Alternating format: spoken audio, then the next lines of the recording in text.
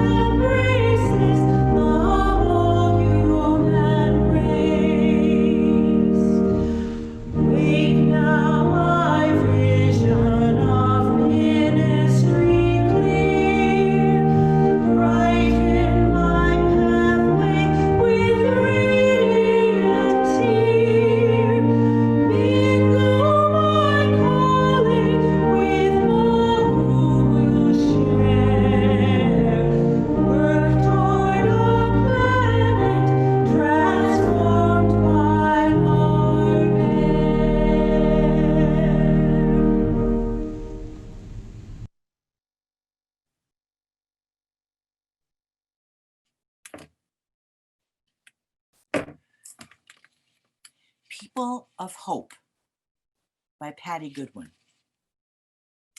When the tragic happens, we hold on to hope. When our hearts are broken, we hold on to hope. When tears fill our eyes, we hold on to hope. When we feel alone, we hold on to hope. When we feel unloved, we hold on to hope. When we cannot sleep, we hold on to hope. When we come together in pain, we hold on to hope. When our sorrow seems too great to bear, we hold on to hope. We hold on to hope. All is not lost. We hold on to each other. We are a people of hope. Come, let us hold on to each other in our hearts and worship together. We are moving into the season of darkness, culminating in December with the shortest day of the year. What is it that brings light into this time? It is our shared spirituality. Our chalice lights our hearts and helps us feel less alone. We are together with all other Unitarian Universalists in our shared ritual. As we light our chalice at church and you light yours at home, will you join me in saying our chalice words in unison? May we be a people of welcome, here to grow in heart and mind and spirit, and may we reach out to serve our community. Please join me in our affirmation of faith, followed by our doxology. Love is the doctrine of this church. The quest for truth is its sacrament, and service is its prayer. To dwell together in peace, to seek knowledge and freedom, to serve humanity in fellowship, to the end that all souls shall grow into harmony with the source and meaning of life. Thus do we covenant with each other and with all.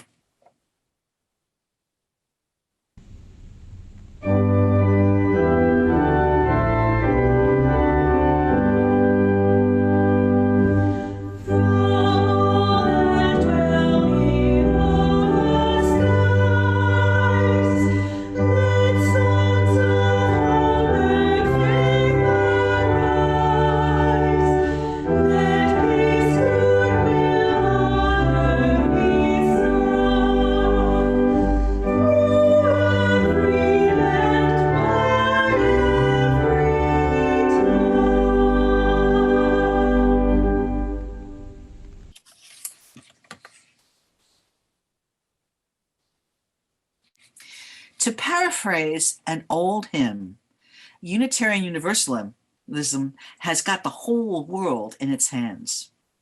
Yes, these are dark times. It is important that we do not panic, but search for the light.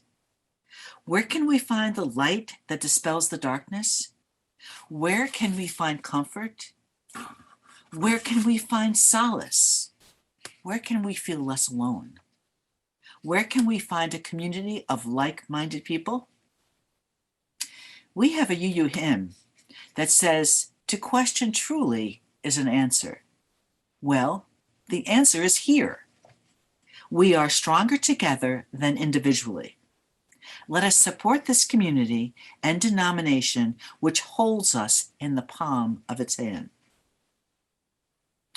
Please click the link in the chat to give online to First Universalist Church, or feel free to send a check to the church.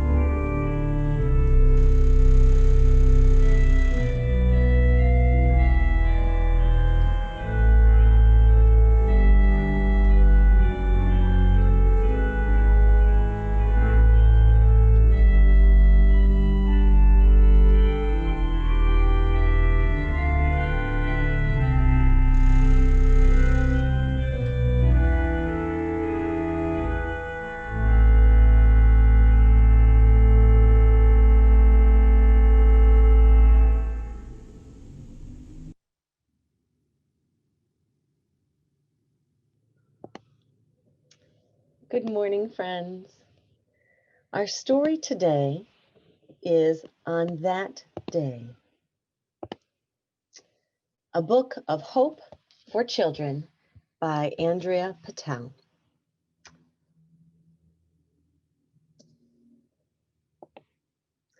The world is blue, the world is green, the world is bright.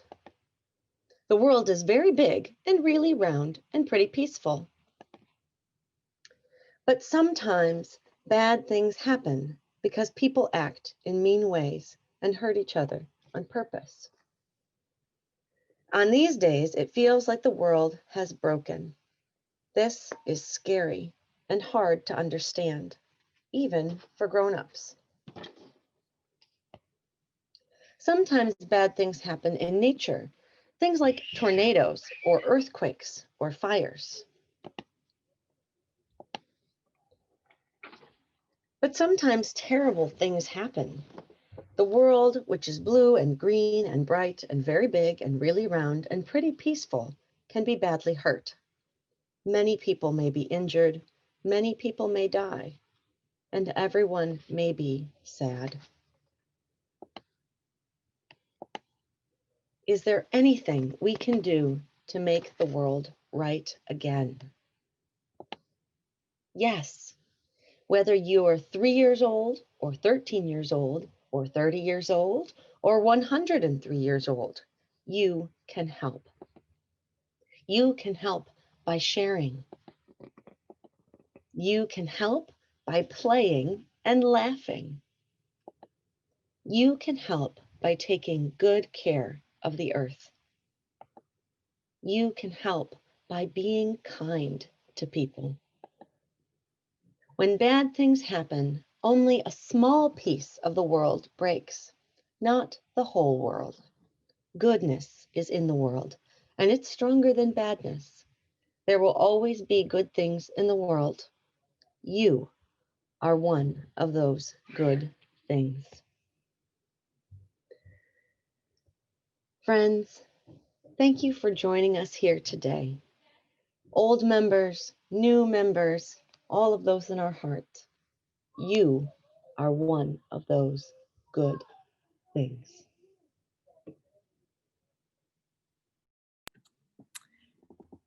Dear ones, this morning I am overjoyed and filled with hope and happy to welcome into our community some new members who have chosen to make a commitment to this congregation. And this morning I will be joined by our board president, Eric Van Dusen, who will help us to welcome those new members into this congregation.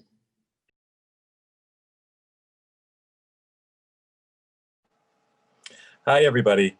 I'm Eric Van Dusen. I'm the chair of the Board of Trustees. In moving towards membership, First Universalist offers 2 events which welcome new members to our congregation. The first event, called Path to Membership, took place this past October over Zoom. It includes informational presentations on church history, worship, the religious education programs, community involvement projects, our finances, and our governance structure. The second event is today, our new membership ceremony, which includes the introduction of our new members to you, the congregation, followed by a short welcoming ceremony. As I call your name, our 7 newest members will be spotlit so you can see them. And as I say your names, please give a wave. Julie Kleinis, John Pelosi, Monica Time, Ezekiel McGee, Susan Keith, Johanna Conley, Jean Opp. Merriam-Webster defines membership as the state of belonging to or being a part of a group or organization, all the people or things that belong to or are part of an organization or a group. Such a superficial definition and kind of sterile. We know that membership in First Universalist is sharing sharing the highs and lows of our lives, sharing deeply held beliefs, sharing a desire to make this world a better place through social justice action, sharing and upholding each other. To be called into a covenant of membership is to enter into an agreement to travel this faith journey together. The Congregation of First Universalists promise to join with you as you deal with life's ups and downs and explore your beliefs.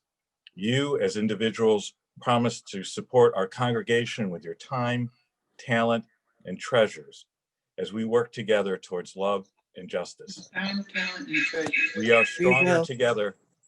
Together, we will go forward to create a better world that we envision. Julie, John, Monica, Ezekiel, Susan, Johanna, Jean, we are so glad to have you here with us.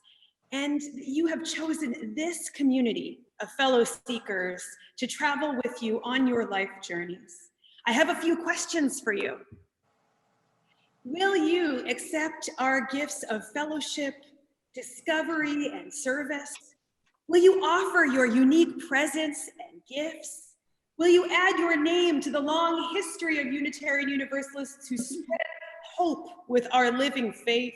Will you engage with us as we seek to create a community and a world dedicated to love and justice? If so, please unmute first and say, we will. We will. We will. We will. We hear your voices. All right. Now, will the members of this entire congregation please join with us in this important ritual? Will you welcome these new members with warmth and the comfort of your fellowship that is so present here at this community at First Universalist? Will you seek to add your strengths and talents to the new ideas and to the inspiration that these 7 fabulous folks bring to us? If so, please unmute and say, we will. We We will. will. We will. will. Wow, well, it is such a joy to get to hear your voices this morning. Oh, dear ones, I'll invite all of us to again as we join at the end of this ritual. Each time we join in saying together our covenant. And I just want to acknowledge right now that usually what we would be doing is having our new members sign our membership book in our sanctuary.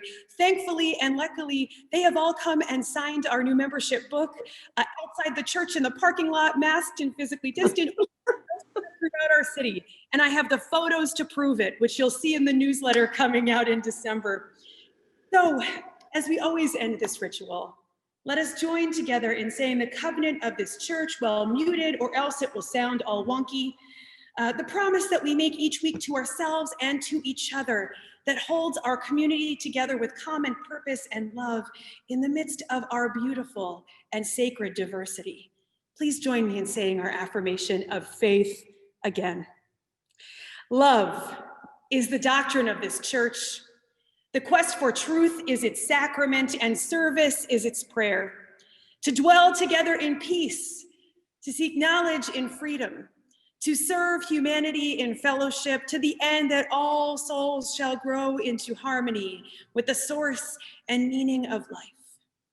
Thus do we covenant with each other and with all. Welcome, welcome, new members. Joyfully welcome.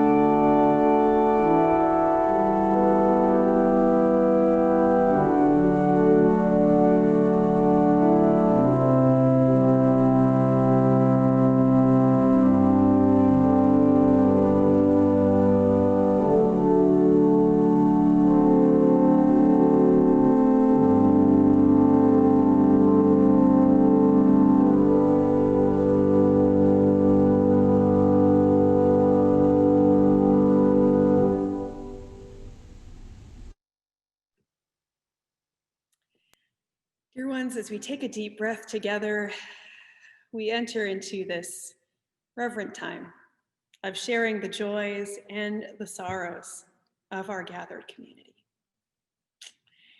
If you would like to, as we engage in this important ritual, and I feel like this practice is so much more important as we are physically distant and joining from our various homes, you can place a hand over your heart to be able to listen from this heart-centered place and heart-centered space, to just honor that this is one of the gifts that you bring to this place, your heart and your heart center. As I place stones into a bowl, I will read aloud the joys and the sorrows of our gathered community. All are invited to share your joys and sorrows in the chat, that we may hear from everyone gathered here. And I will do my best to read them aloud, allowing for just a bit of grace, as you all know that these joys and sorrows fly right by. So let us join in this important ritual of sharing the joys and sorrows of our gathered community.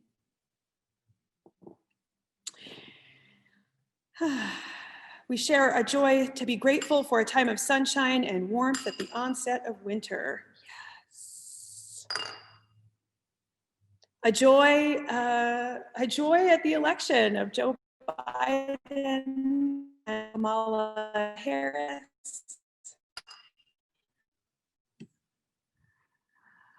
Feeling thankful that our democracy has been saved, and Kamala Harris is the first woman, Black woman, vice president-elect.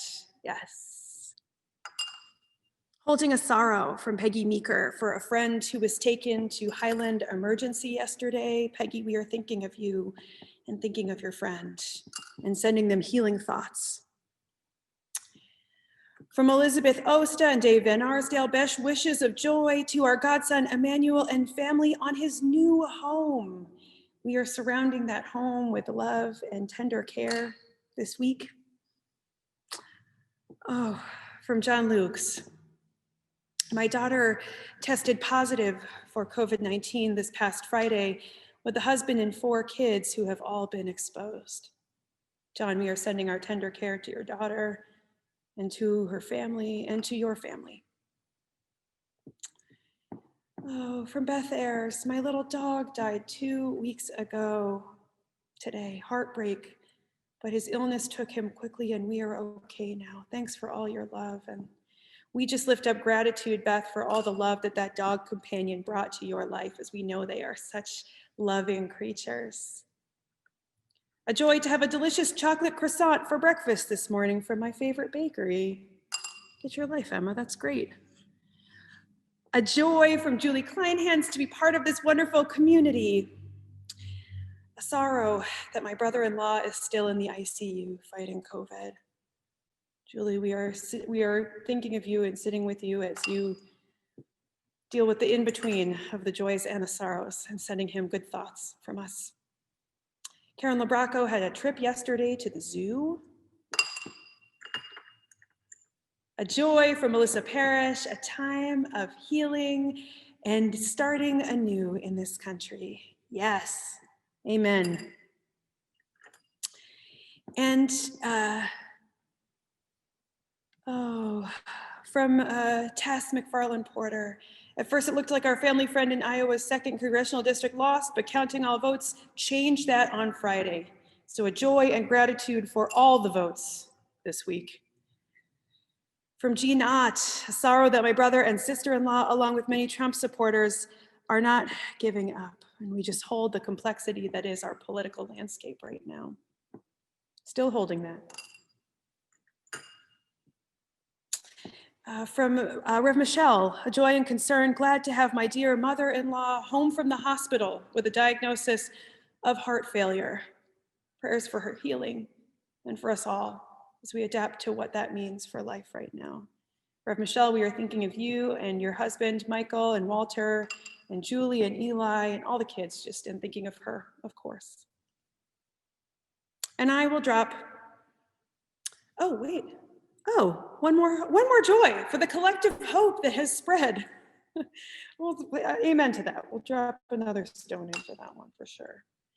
And I will drop this final stone into the bowl for all of the joys and the sorrows that remain in the silent sanctuaries of our hearts, recognizing that each week we come together with a variety, with both joys and sorrows being held in our hearts and weaving into the fabric of our lives, of our collective lives together. We are always sitting in both joy and sorrow. Oh, and just one more, a joy from Marty McGuire. So grateful to have reconnected with Lisa Gwinner this week. Marty, we are so glad you are back with this community and grateful you are connecting with folks here. What a joy. Oh, dear ones, as we say at the end of this ritual each week, knowing that we hold it all here, may all be held in the heart of love.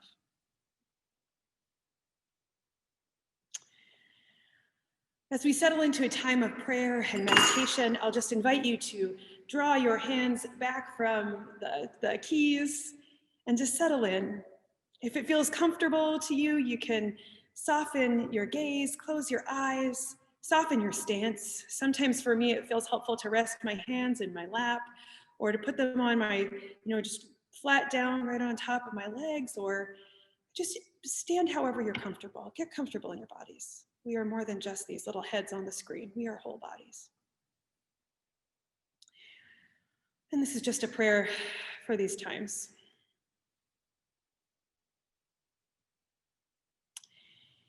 We have been waiting, sitting on the edge of our seats, breathing just a bit shallower, wondering what the outcome will be, anticipating, pontificating. Perhaps you lost sleep this past week. Perhaps this past week has been one of soul searching. Perhaps you have been numb to it all and not engaging. And perhaps you still wait. Could it be true? Could it truly be? Perhaps you wait for the other shoe to drop, for the responses, for the possibilities, for the words and the fight and the uprisings to continue. The other shoe has still not yet dropped for some, and the answer has come for others. In the waiting, let us be good to ourselves. In the waiting, let us notice who we are waiting with. In the waiting, let us find space to celebrate what demands to be celebrated along the way. In the waiting, may we find out more about who we are. In the waiting, please breathe.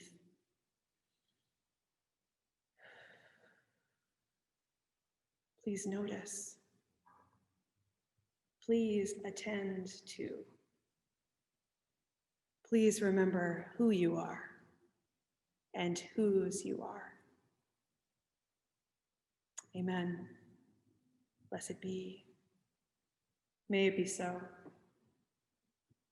And this morning, as we join in collective silence across our city and our country and our world, let us join in a time of reflection on the state of your heart and your mind in this moment. Let us join in that reflection now.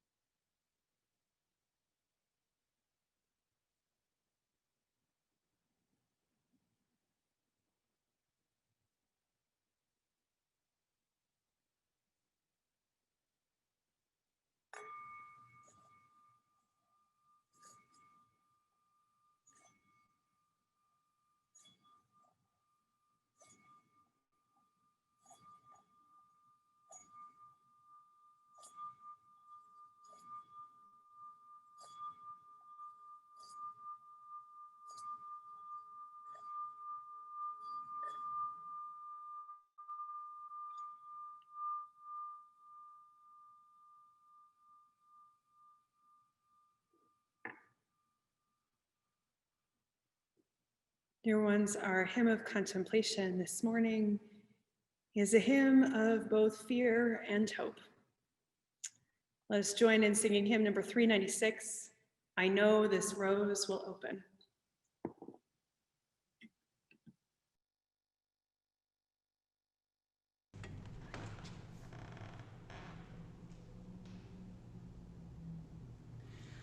I know this rose will open. I know my fear will burn away. I know my soul will unfurl its wings. I know this rose will open. I know this rose will open. I know this rose will open. I know this fear will. I know my fear will burn away. I know my soul will unfurl its wings. I know this rose will. I know this rose will. I know this rose will. I know this fear will. I know my fear will. I know my soul will. I know my soul will unfurl its wings. I know this rose will. I know this rose will open.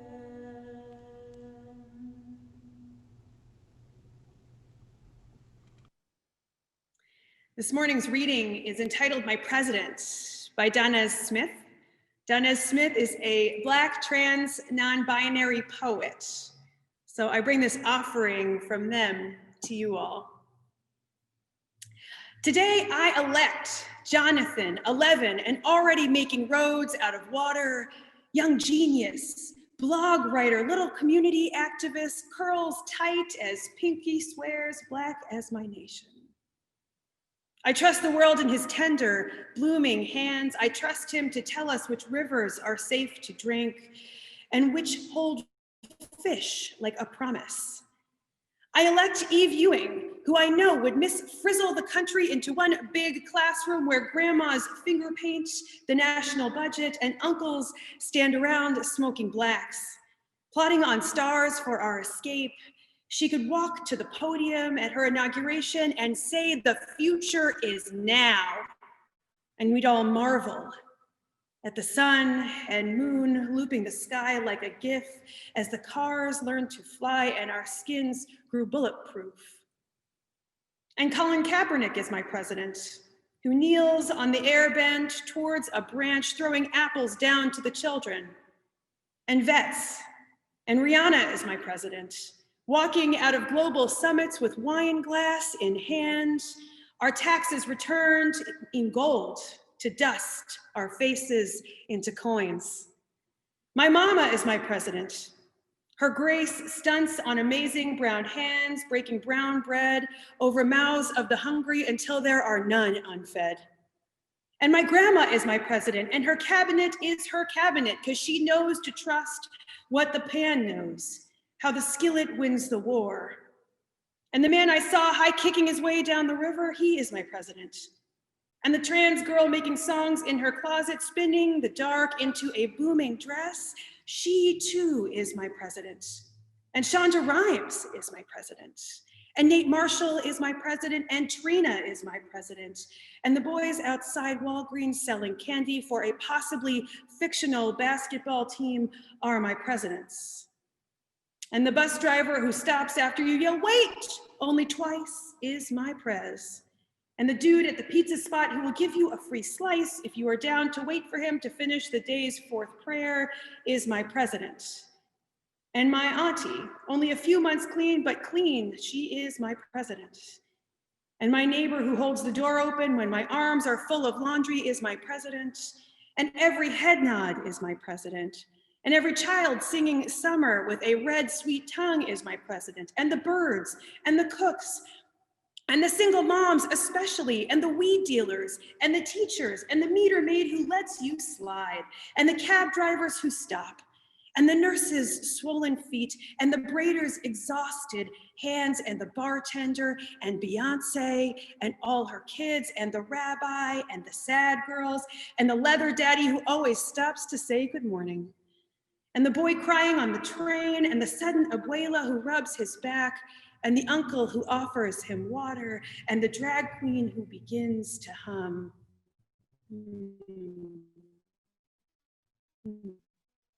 Oh, my presidents, my presidents, my presidents, my presidents, show me to our nation. My only border is my body. I sing your names, your names, my mighty anthem.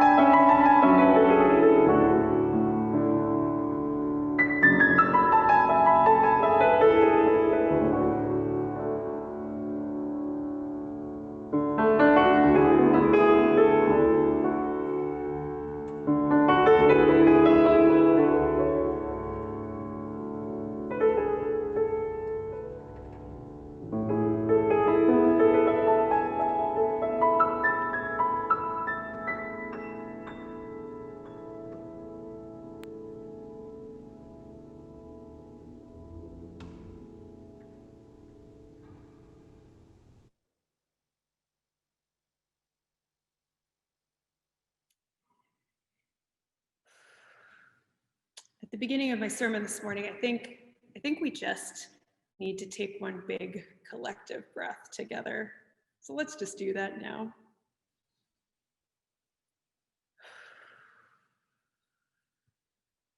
Are you breathing deeper? This moment, these days, just feel quite a bit hopeful, especially since yesterday afternoon. Let us just take a pause to acknowledge that and to make space for it here. We are in need of some hope. This dumpster fire of a year that 2020 has been heartbreaking. And it feels like we need to just have a moment to celebrate. I was texting yesterday with Connie Volk, and she suggested a champagne communion during church. Now, far be it by me to get in the way of how you spend your Sunday morning, but we all celebrate in different ways.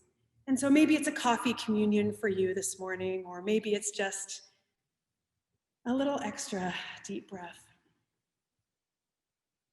And I hope you are finding ways to celebrate a moment of a shift in leadership, where a leader who affirmed white supremacy in its many forms has been defeated, where we are standing on the brink of having our first Black and Asian descent female vice president this coming January. We need these moments. We need moments to see evil defeated as a reminder of the good that can win in the world, as a reminder of the good in all of us that Rev. Michelle mentioned in our story. Friends, this morning I am here to talk to you all about hope, authentic hope, a look towards the future that holds a fundamental belief that things will work out and affirms that we can see a future ahead. And I also just want to make space, if you just cringed as I mentioned the word hope, I get it. I certainly get it. I am choosing to embrace the hope of this moment, recognizing that there is a part of me still wondering if I can truly be hopeful.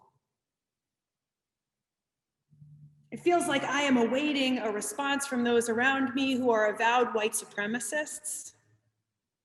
It feels like I'm waiting for the other shoe to drop, for the court cases to be decided, for some sort of response. This is a cautious optimism I am sitting with this morning. And I don't want to rain on anyone's parade, but I have to be honest with you all about where I am and just be truthful about what's going on. I'm not quite yet to hope in its full form. And I imagine I'm not alone in this sacred virtual space with you all.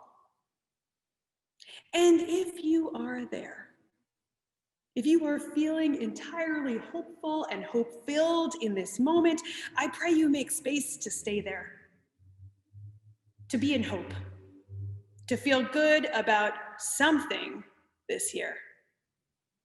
My wish is for you to have future dreams of a world where people don't have to live in fear, where there's enough food for everyone to eat, where our basic needs are cared for, and no one is left outside the circle of love.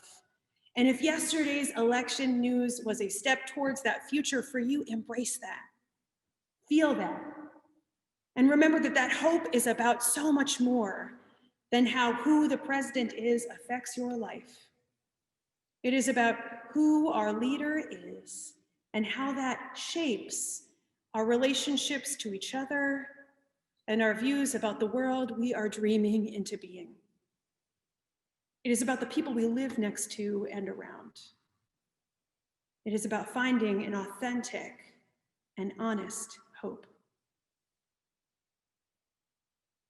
In her book, After the Good News, Nancy MacDonald Ladd revisits the idea of utopia and how damaging it has been to our Unitarian Universalist theological legacy.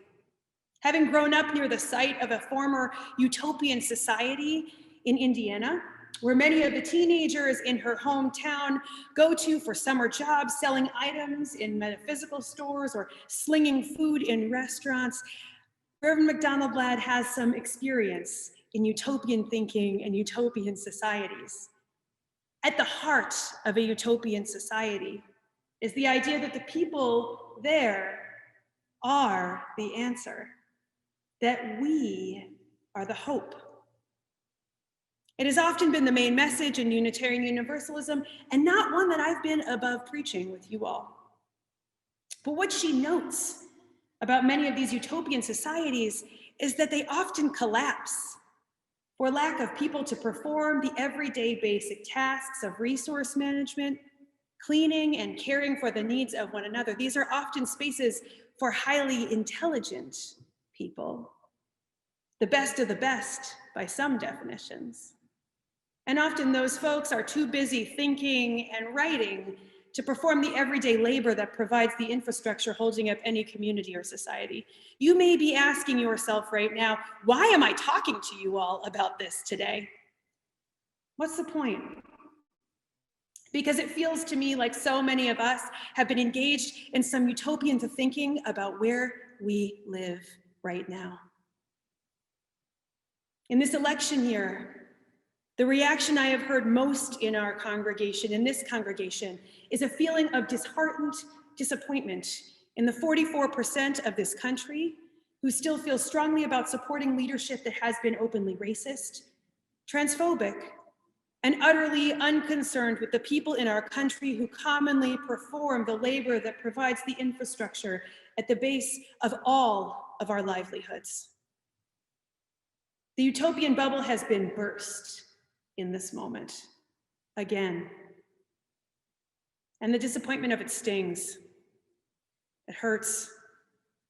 And it hurts most to those of us who have been able to remain in this utopian thinking, believing that if these people were just more reasonable or better educated, they would vote in the same way we do. I wonder if some of what has happened has been about the bubbles in society we have created. The divides we don't want to say are there, but are totally there.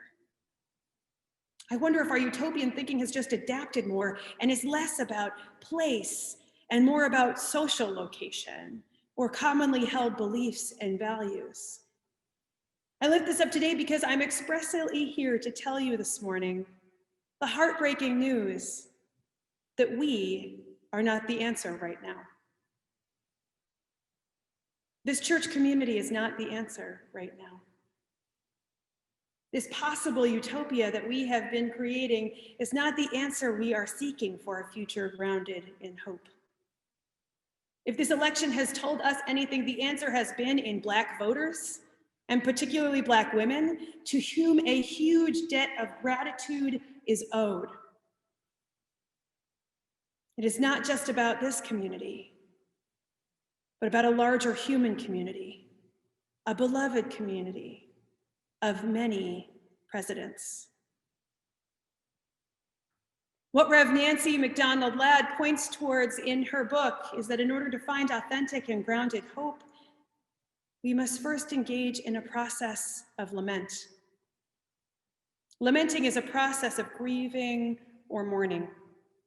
In religious communities, this often has looked like confession or atonement, some way to acknowledge where we have missed the mark on our highest ideals, to what our values call us to, where we have fallen short of the relationships God has been calling us to. We cannot get to collective hopefulness, sustaining authentic collective hopefulness, without first acknowledging honestly where we have fallen short of right relationship and where our actions may have caused harm. There is always this desire to get to the hope, to the good feelings, and I get that we need those good feelings right now. It's the desire contained in the sentence, everything is really hard right now, but fill in the blank. It is inherent in who we are that we want to feel hopeful, that we want to feel joy, that we want to get to the good side of things. We need that balance to be able to live our lives without the weight of the world crushing you. And the most hopeful thing we can do is to honestly face our feelings. Sometimes the most hopeful thing we can do is to truly come to terms with the ways we have not acted within our values in order to repair relationships. Where are we making space to lament that white supremacist rhetoric and policy decisions did not keep this election from being a very close call? Where are we making space to lament that this was also our neighbors, our friends, our family members, us, perhaps? Where are we making space to lament the honest view of this country? Where are we making space to lament the fact that Black organizers did so much for this vote, and white voters just kept on voting for a president who does not value Black lives, openly does not value Black lives? These days are ones for celebrating, and that is for sure. We must celebrate the hope of this time, the hope of having our first Black woman as vice president, the hope of people choosing empathy. And then the time comes to lament, to continue to lament all the ways our country is still failing the people who are most marginalized today. I would love to live in a world where when the new president is elected, it means that less Black trans women are dying in our streets. I don't yet think we live in that world. To lament the fact that elected leaders, while powerful, are also not the sole answer in shaping the world we dream about. Friends, to lament is not a hopeless place. It is an honest place. We cannot get to authentic hope without honesty. Hope that is just based in good feelings is fleeting. The pendulum will ultimately swing. Life is not always good. I don't have to tell you that after this past year. I really don't. But what we can do is to be honest about this. We can be honest and mourn the times when we ourselves have dehumanized others for their beliefs. We can be honest and mourn the ways our silence has been complicity. To lament is not to dismiss hope. It is to live into hope fully. And this morning, I really want to affirm that we have many things to be hopeful for. We have opportunities and possibilities that have felt very far from reach in these past 4 years. We cannot pass by these moments nor dismiss them. As Holly Near reminds us, for to be hopeless would seem so strange. It dishonors those who go before us. So lift me up to the light of change. We are in a changing time, and we must honor all those who have gone before us, who have lifted us up to this moment.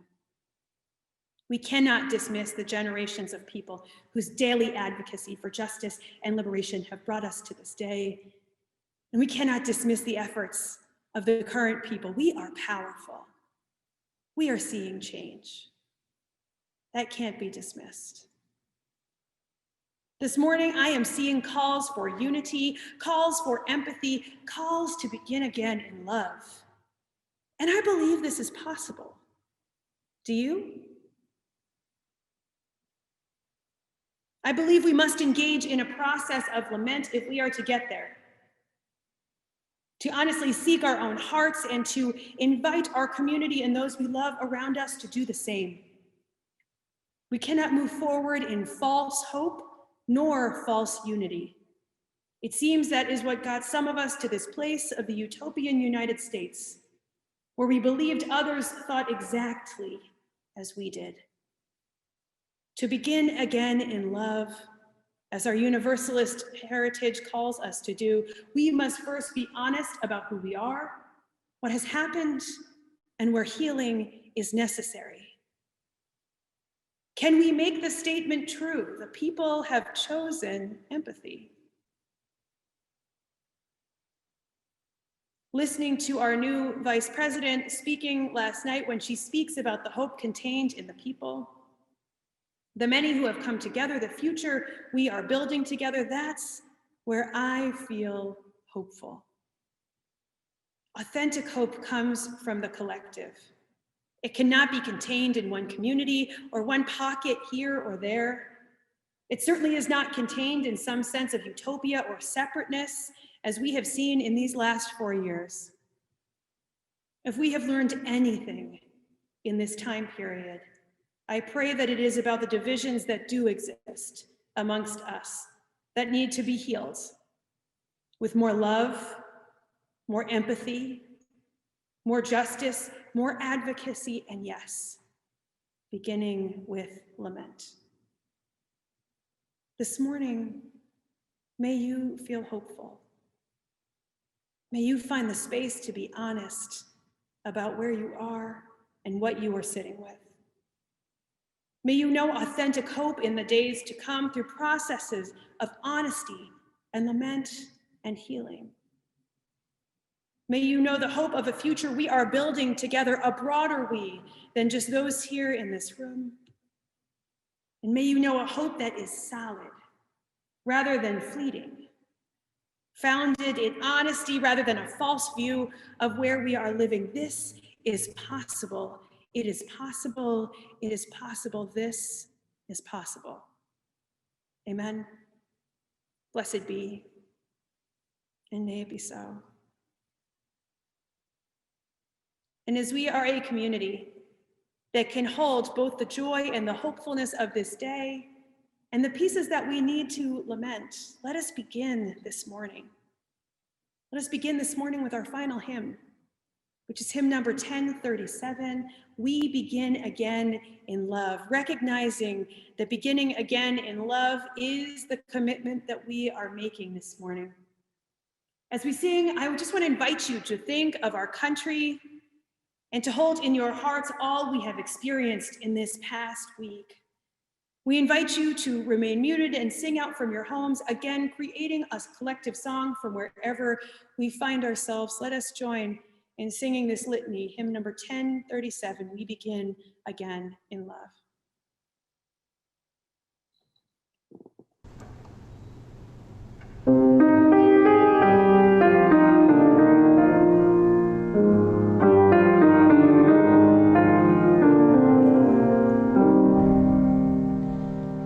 For remaining silent when a single voice would have made a difference. We forgive ourselves and each other.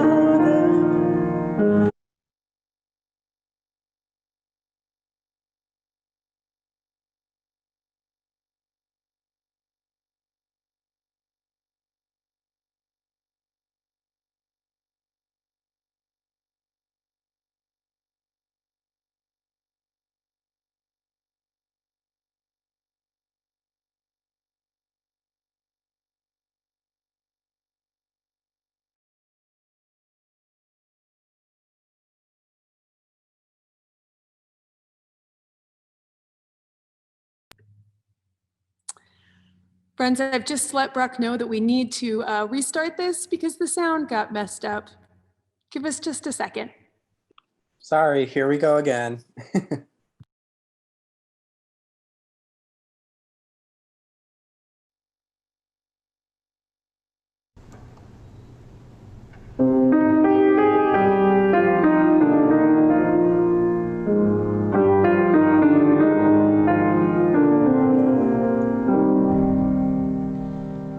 For remaining silent when a single voice would have made a difference.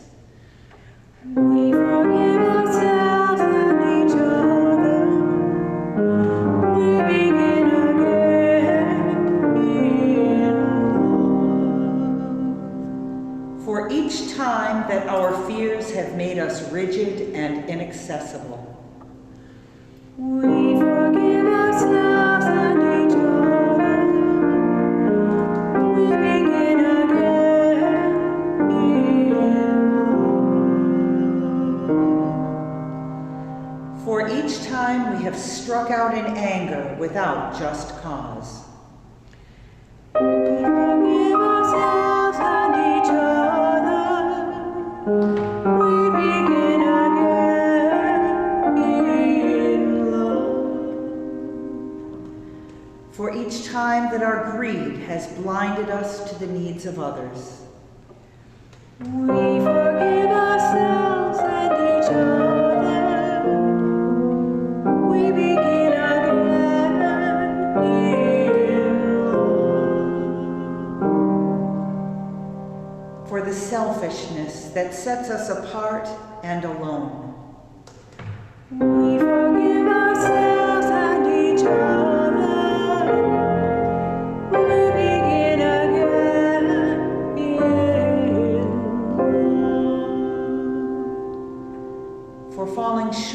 of the admonitions of the Spirit. We forgive ourselves and each other. We begin again in love. For losing sight of our unity. We forgive ourselves and each other. We begin again in love. For these and for so many acts, both evident and subtle, which have fueled the illusion of separateness. We forgive ourselves and each other. We begin again in love.